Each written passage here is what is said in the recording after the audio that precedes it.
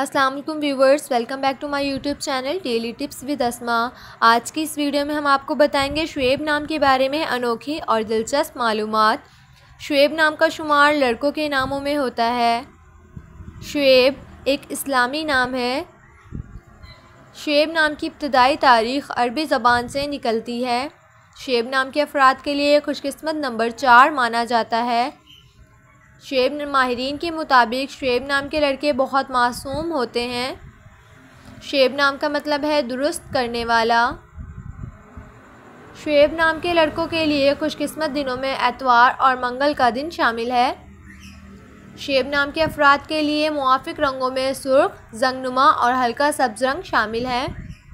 शुएब नाम के अफराद के लिए मुआफ़िक पत्थरों में पुखराज पत्थर शामिल हैं। खुशकिस्मती वाले धातों में हिंसों के हिसाब से तांबा शामिल है। सो फ्रेंड्स, अगर आप अपने नाम का मतलब जानना चाहते हैं तो कमेंट बॉक्स में अपना नाम लिखें। इंशाल्लाह हम आपके नाम की वीडियो ज़रूर बनाएंगे। Thanks for watching. अल्लाह हाफिज़।